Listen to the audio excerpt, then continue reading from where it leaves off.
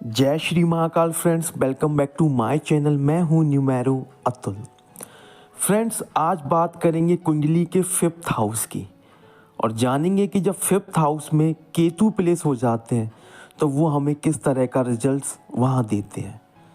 Friends, कुंडली का 5th house यानी कि विद्या का घर, संतान सुख का घर और जो हमारी क्रिएटिविटी है हम उससे कितना बेनिफिट ले सकते हैं, ये भी 5th हाउस से देखा जाता है।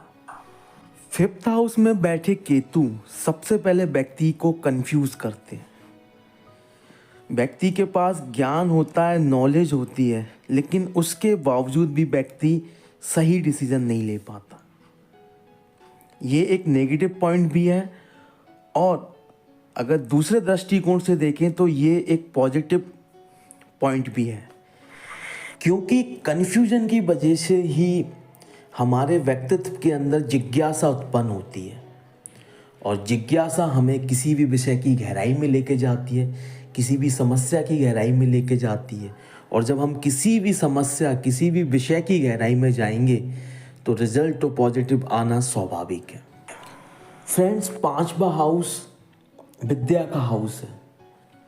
आप जो विद्या है, जो ज्ञान है, कितना अर्जित करेंगे, इसे 5th हाउस से देखा जाता है। और केतु अध्यात्म के कारक हैं, स्पिरिचुअल ज्ञान के कारक हैं, लेकिन किताबी ज्ञान के कारक नहीं है केतु।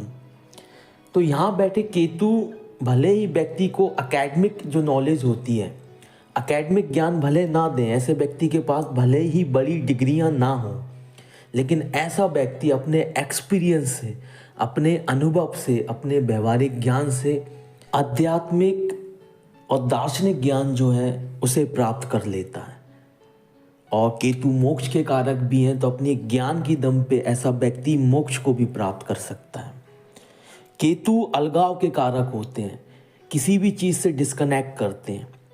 तो ऐसे व्यक्ति के जीवन में ताउम्र ऐसी चीज़ें भी होती रहती हैं कि वो किसी भी चीज़ से लंबे समय तक कनेक्ट नहीं हो पाते। ख़ासतौर पर प्रोफेशन जो लाइफ होती है इनकी, कोई भी काम लंबे समय तक नहीं कर पाते हैं, उससे डिस्कनेक्ट हो जाते हैं। उसमें इनकी कोई गलती नहीं होती है, ऑटोमेटिकली हालात परिस्थितियाँ ऐसी निर्मित होती हैं कि इन्हें डिस्कनेक्ट होना पड़ता है। अगर दृष्टि की बात करें तो 5th हाउस से जो 5वीं दृष्टि पड़ती है वो पड़ती है 9th हाउस पे, यानी कि भाग्य का घर, पिता का घर, धर्म का घर।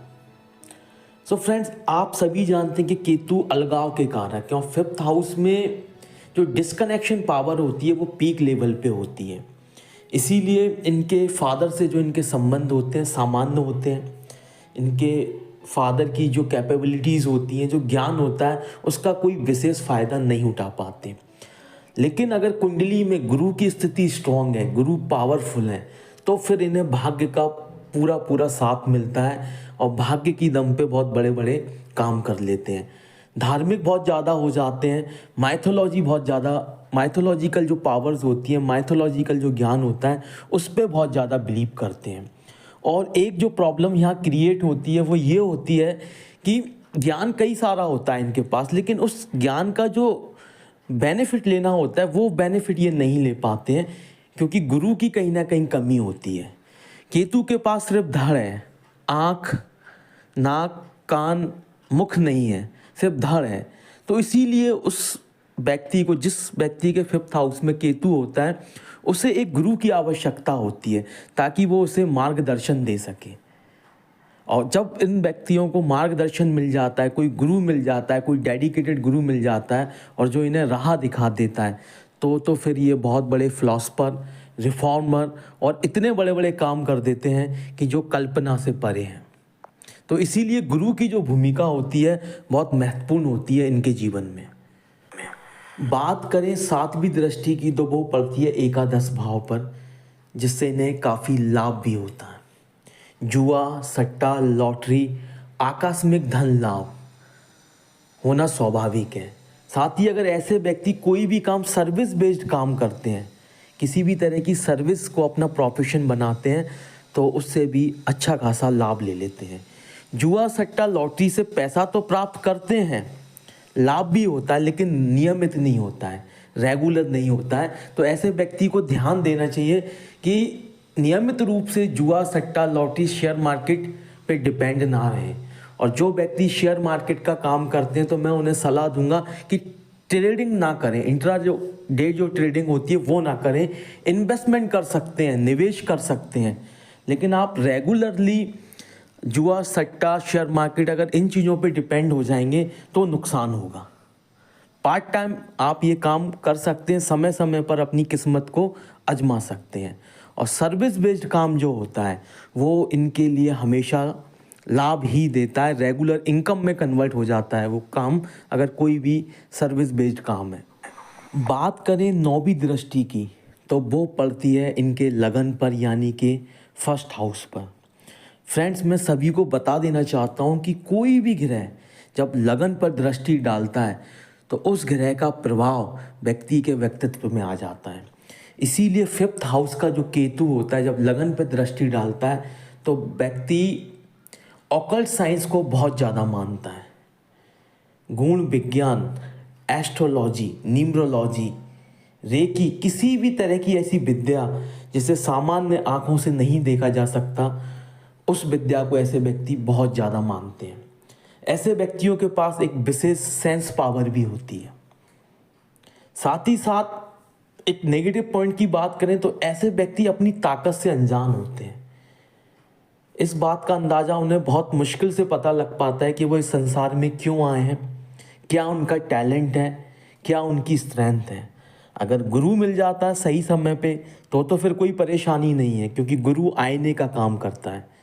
जिन लोगों के फिफ्थ हाउस में केतु होता है उन लोगों के लिए आईने का काम करता है गुरु उनको दिखा देता है कि आपके पास क्या टैलेंट है और आपको किस तरीके से जीवन में आगे बढ़ना है। तो ऑकल्ट साइंस के तो ये ज्ञाता होते हैं, बहुत ज़्यादा रुचि रखते हैं, ईश्वरवादी होते हैं, ईश्वर पे बहुत ज़्यादा भरोसा रखते हैं और दिल से ईश्वर को मानते हैं, क्योंकि केतु मोक्ष का कारक है, ईश्वर भक्ति का कारक है, अध्यात्म का कारक है। साथ ही साथ अपने जीवन में इतने उतार चढ़ाव से ये गुजरते हैं कि क्या अच्छा है क्या बुरा है इन्हें एहसास तो हो जाता है, लेकिन अपने एक्सपीरियंस से हो जाता है। अगर गुरु मिल जाए सही समय पे तो इन्हें फिर एक्सपीरियंस जो नेगेटिव चीज़ें होती हैं वो नहीं करनी पड़ेंगी। इसके लिए मैं एक उदाहरण देना चाहता हूँ कि एक कहावत कही जाती है इंग्लिश में कि अ intelligent person learn by other mistake and foolish by his own. तो मैं भी यही कहूँगा कि अगर आपकी लाइफ में अगर कोई गुरु मिल जाता है आपको और आप उसके लिए डेडिकेट हैं, शिद्दत से उसे गुरु मानते हैं, तो वो कहीं ना कहीं आपको राह दिखाएगा। अगर आप रास्ते में चल रहे हैं, कहीं गड्ढा है, वहाँ आप गिर गए, फिर आप उठते हैं, फिर दोबारा चलते हैं, तब आपको पता लगता है कि वो गड्ढा था। तो मैं उसको एक चतुराई वाला विषय नहीं मानता हूँ। चतुराई तो तब होती है कि आपको पहले से ही पता हो कि यार वो गड्ढा है, वहाँ हम गिर सकते हैं, हमें चोट लग सकती है। तो चोट खा के संभलना भी एक अच्छी बात होती है। वो फिफ्थ हाउस का केतु बार बार कराता है कि बार बार आपको चोट देगा, फिर चोट खा के आप संभलेंगे। लेकिन गुरु की पोजीशन अगर स्ट्रांग हो जाती है तो वो जो चोट खाते हैं आप बार बार अपनी ज़िंदगी में, वो चोट आपको नहीं खाना पड़ेगी।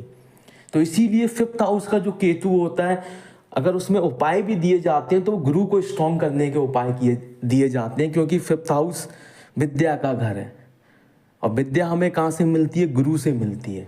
तो गुरु जब तक स्ट्रांग नहीं होगा, जब तक फिफ्थ हाउस के केतु के व्यक्ति कुछ खास अपनी लाइफ में नहीं कर सकते हैं। साथ ही केतु मोक्ष का कारक है और लगन पर जब केतु की दृष्टि पड़ती है तो ये जो भाव है मोक्ष का, तृप्ति का जो भाव है वो बहुत अधिक बढ़ जाता है। व्यक्ति तृप्ति के लिए इधर से उधर भटकता रहता है, वो तृप्त होना चाहता है।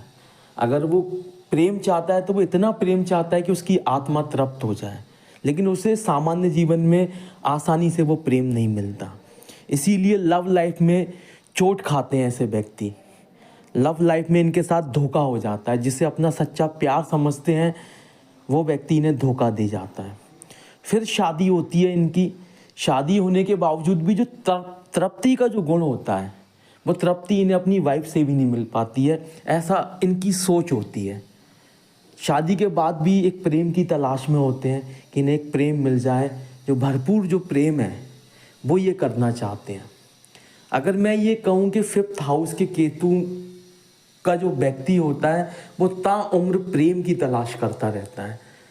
बस वो ऐसे लोगों को ज़िंदगी में देखना चाहता है, मिलना चाहता है, कनेक्ट होना चाहता है जो उसे बेपनाह मोहब्बत दें, उसे प्यार दें, उसके फीलिंग, उसके जज्बात को समझें। साथ ही ऐसे व्यक्तियों को ज़िंदगी भर एक टीस रहती है कि उन्हें कोई समझ नहीं पाता है। ना इनकी फैमिली के लोग इन्हें समझ पाते हैं, ना ही इनके दोस्त इन्हें समझ पाते हैं। इन्हें दुनिया में कोई संपूर्ण रूप से समझ नहीं पाता है। तो मैं इन सभी लोगों को बताना चाहूँगा कि आप दुनिया पर डिपेंड ना रहें। महामहिम महाकाल ने आपको एक विशेष ज्ञान दिया है। आप अपने आप में अंदर झाँक कर देखें। आप खुद अपने आप को समझने की कोशिश करें। जितना बेहतर आप अपने आप को समझ सकते हैं, उतना बेहतर इस सांसारिक जीवन में कोई और आपको नहीं समझ सकता है। जब इस तरह का एटीट्यूड आप अपने अंदर लेकर आते हैं, ध्यान, साधना, मेडिटेशन करते हैं, किसी भी चीज़ पर निरंतर फोकस करते हैं, कंटिन्यूटी में कोई काम करते हैं, तो ऑटोमेटिकली आपको आभास होने लगता है कि आप क्या हैं। तो आपकी जो तृप्ति है, आप जो चाहते हैं वो आपके अंदर ही है, इस बाहर की दुनिया में, इस सांसारिक दुनिया में नहीं है। इस चीज़ में मदद आपकी जो कर सकता है वो कोई आध्यात्मिक गुरु कर सकता है, कोई फिलॉसफर कर सकता है।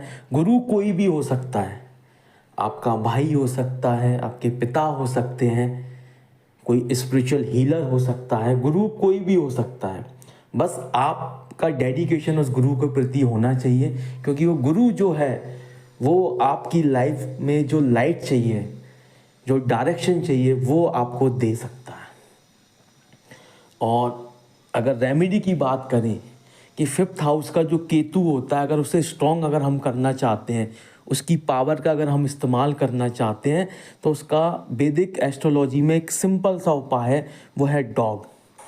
आप कंटिन्यूटी में हफ्ते में 2 दिन, वेडनेसडे और संडे के दिन, अगर जो स्ट्रीट डॉग्स होते हैं, आपके पालतू जानवर नहीं होना चाहिए, पालतू डॉग्स नहीं होना चाहिए, स्ट्रीट डॉग्स जो होते हैं, अगर उन्हें आप कुछ खिलाते हैं, उन्हें आप समझते हैं, उनकी फीलिंग को, उनके जज्बात को आप समझते हैं, तो समझिए कि केतु की जो पावर है आप उसे एक्टिव कर रहे हैं। तो कंटिन्यूसली आप स्ट्रीट डॉग्स को खाना खिलाते रहिए, फिर देखिए कि केतु कैसे आपकी लाइफ को इंस्टेंटली बदल देगा। तो फ्रेंड्स, इस वीडियो में फ़िलहाल इतना ही। मैं अपनी वाणी को यहीं विराम देता हूं और उम्मीद करता हूं कि जो जानकारी मैंने आपको दी है, उस जानकारी का आप लाभ लेकर अपनी लाइफ को बदलेंगे। और एक जानकारी और देना चाहता हूं कि जिन लोगों की कुंडली में by birth Ketu 5th house में है, तो इस तरह की कंडीशन उनकी लाइफ में बनेंगी। लेकिन साथ ही जिन लोगों की कुंडली में गोचर के दौरान 5th हाउस में केतु आते हैं, तो इसी तरह की जो स्थितियां होती हैं वो निर्मित होती हैं।